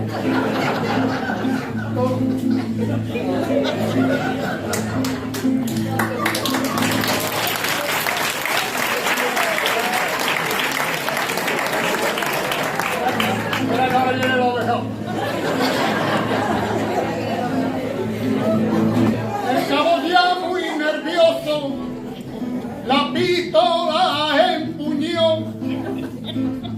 El cabo ya muy nervioso, la pistola empuñó. Y saliendo del cuartel, la búsqueda comenzó. Después de dar una vuelta, ¿dónde lo van a encontrar? Después de dar una vuelta, ¿dónde lo van a encontrar? comiendo en medio de un melona.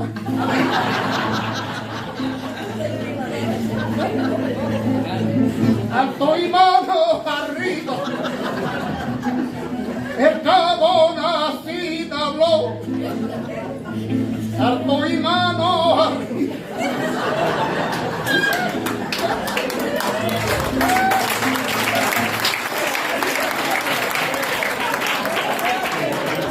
Y de la voz a los muchachos a su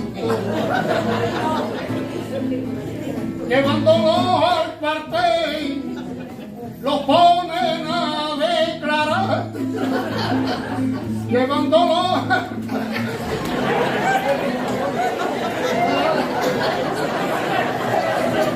y llaman allí traído a Diana, y al entrar por las puertas se encuentra sus dos amigos, y al entrar por las puertas se encuentra sus dos amigos que llevaban don Macuto con 2 botellas de vino. Se acabaron las tertulias y a la calle lo han echado. Se acabaron las tertulias y a la calle lo han echado. Y Pedro le dice al cabo, nos hemos equivocado.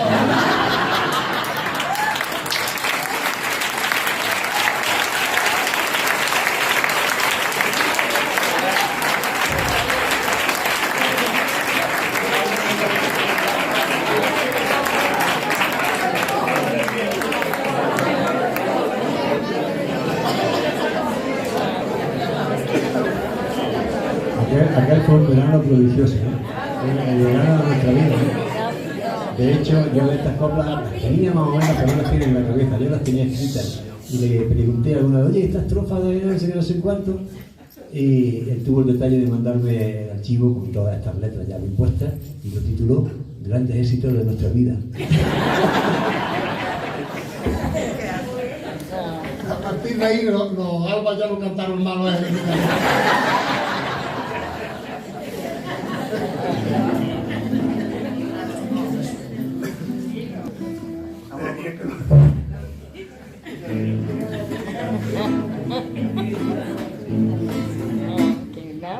Dos muchachos de Casí, de mucho motociclismo, fueron un día al pantano para pasar el domingo.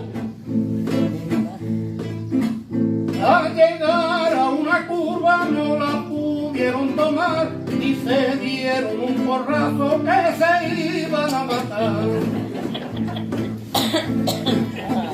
Se levanta Evaristo, hijo mío, ¿qué me ha hecho? Que me he roto una pierna y me dio hombro derecho. Hijo que nada decía, Evaristo asustó, Evaristo se creía que la moto lo mató.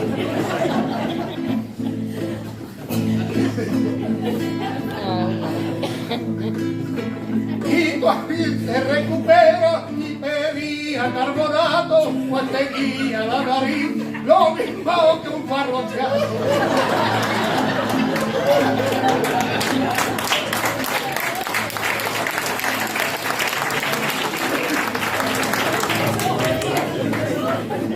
Cuando se entere mi padre que yo no le dije nada, se cree que estoy en el río con el landro a por agua.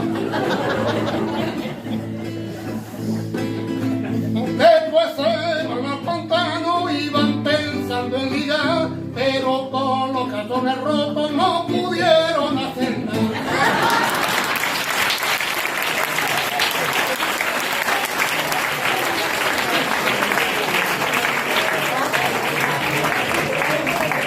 Esto fue el disco de oro, ¿eh?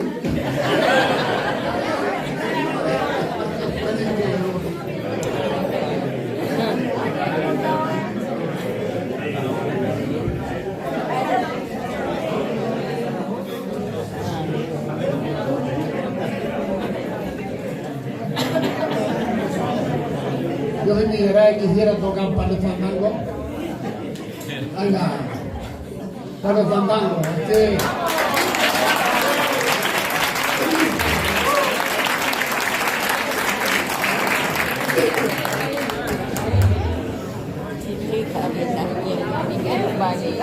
Es que lo mío es el flamenco, lo que pasa es que en aquella época estábamos muy modernos todavía.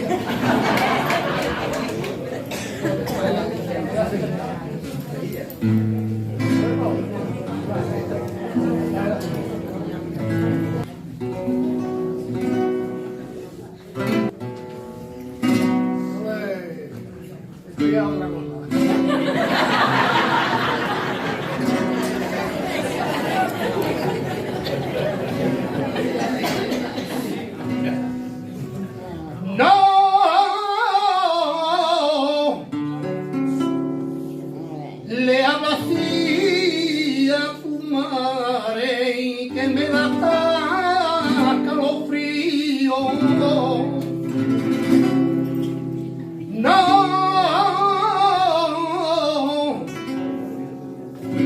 le hablo así a tu madre que está el lado que te ha parido. Y el que no quiere a su madre no merece la haber nacido.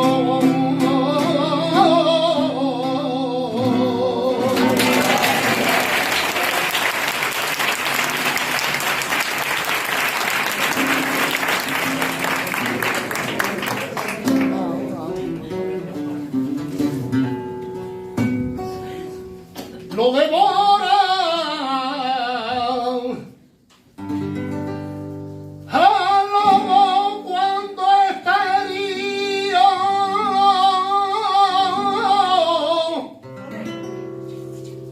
Su hermano lo devora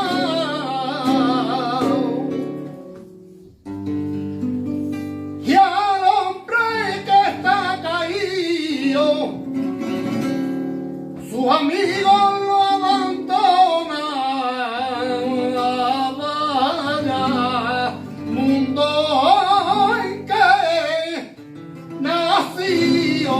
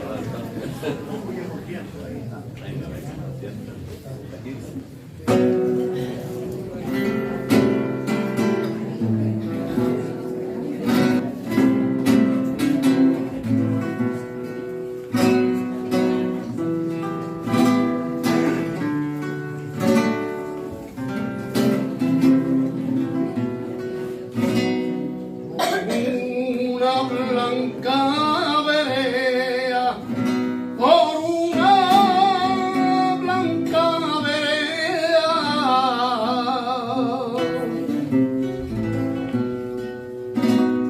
soñé que tú me llevabas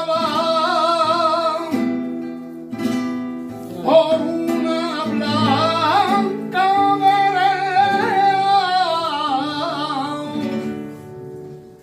por entre los campos verdes hacia el azul de la sierra, por entre los campos verdes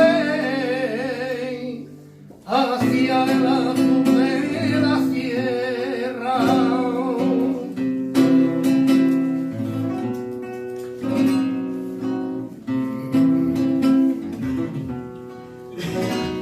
Y hacia los montes azules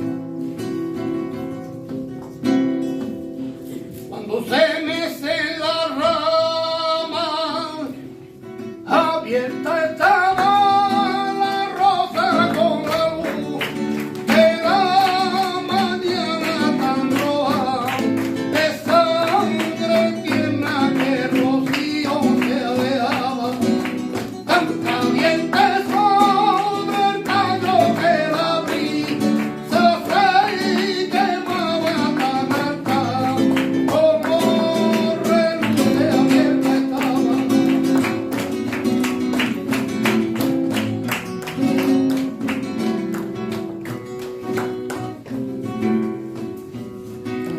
Ay, mil flores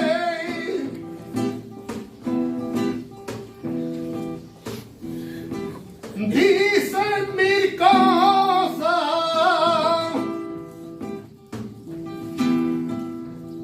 para mí la enamorada,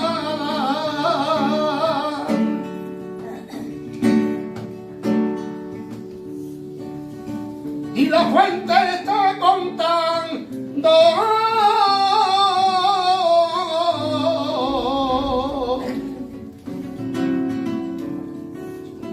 lo que ruiseños se callan.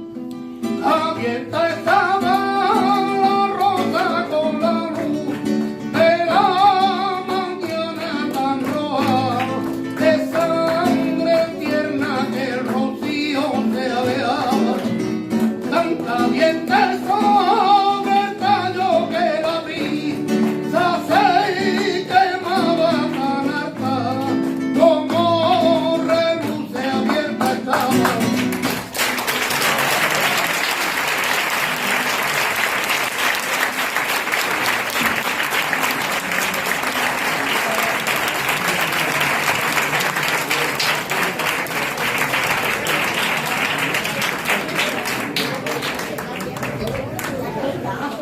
Bueno, aquí acabamos el acto, ¿no?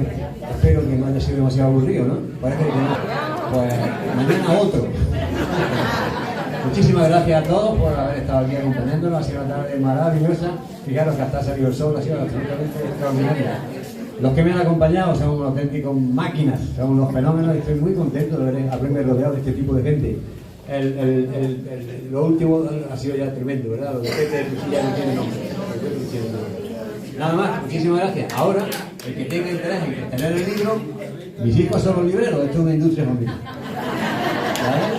¿Lo vais a poner allí? Ahí fuera hay una mesa. Esa, hay una mesa ahí. La mayoría están reservados. Si alguno queda que no esté reservado, pues no sé, que no esperaba tanta gente, la verdad. La gente que se quede sin libro, tendremos una notita ahí para que anote, para que ponga el nombre y la manera de contactarlo. Y yo intentaré buscar los libros en los próximos días. ¿De acuerdo? Para que todo el mundo tenga su... Y por supuesto, los que quieran que se lo dedique, aquí estaré yo hasta las 3 de la mañana. Muchas gracias.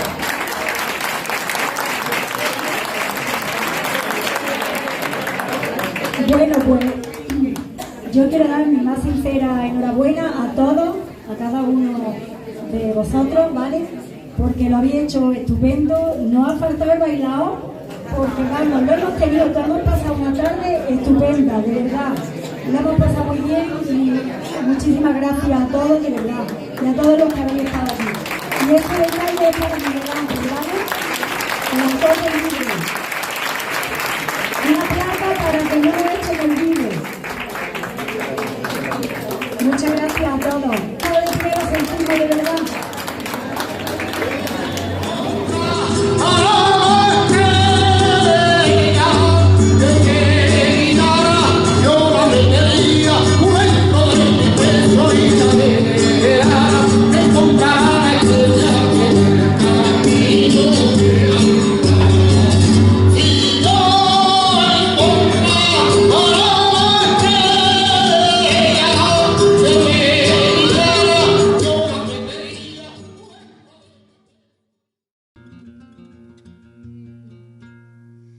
Carcelero, carcelero,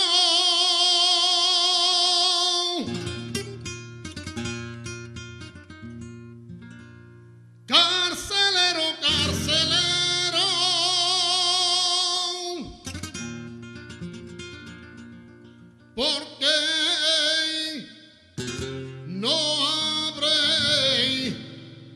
puerta y cerró, ay, ay.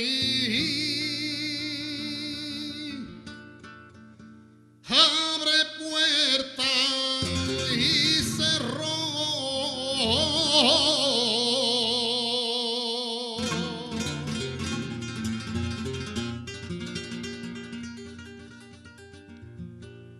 Porque no quiero perderme,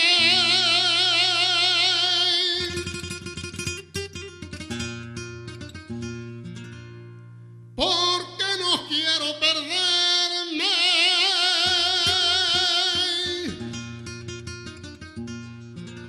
por culpita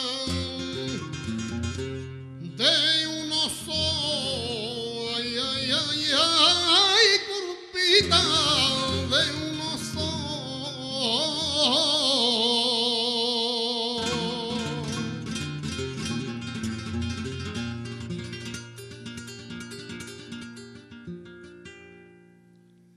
Salgo por las calles solo,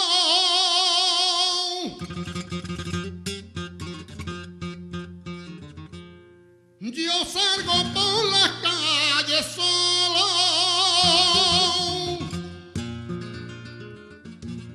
porque estoy y atormentadito por unos celos, y atormentado por los celos.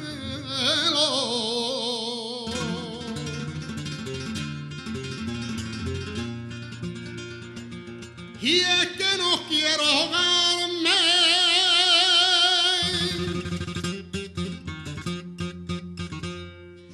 y es que no quiero ahogarme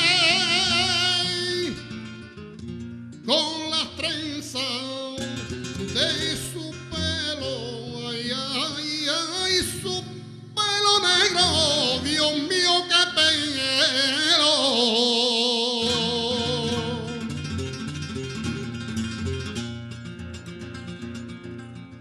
Abre, carcelero, abre ya el presidio, pa' que no me vean llorar por las calles, pa' que no me vean llorar por las calles. Igual que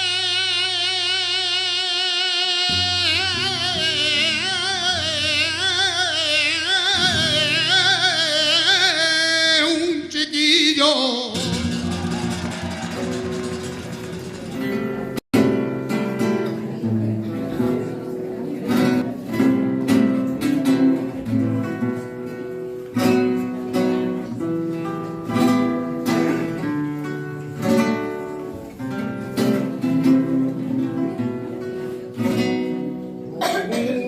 Una blanca vereda, por una blanca vereda,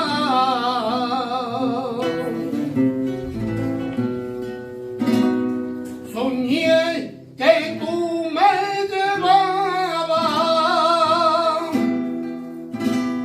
por una blanca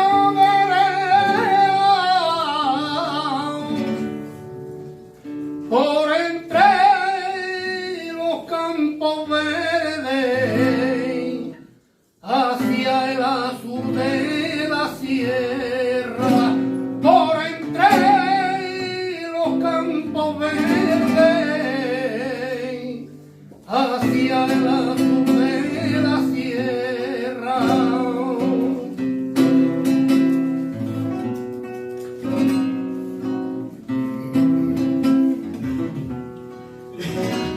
Y hacia los montes azules,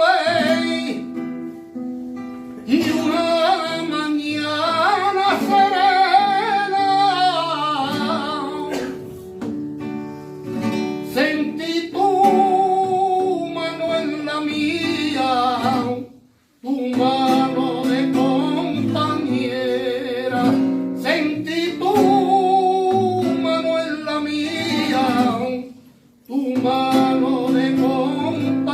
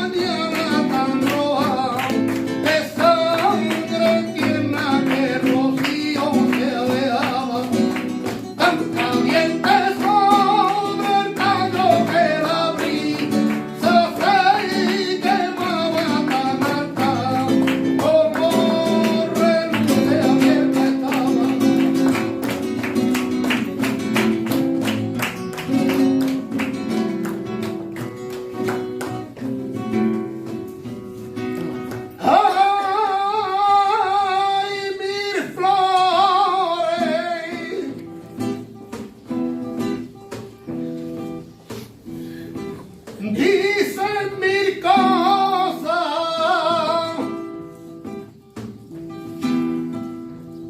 para mí de enamorada,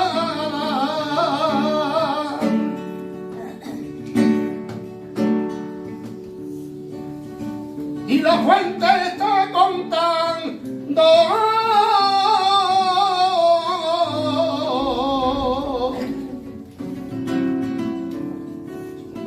lo que ruiseños se callan. Abierta estaba la rosa con la luz de la mañana tan roja, de sangre tierna que el rocío se aleaba. Tanta abierta sobre el tallo que la brisa se quemaba tan harta como reluce abierta.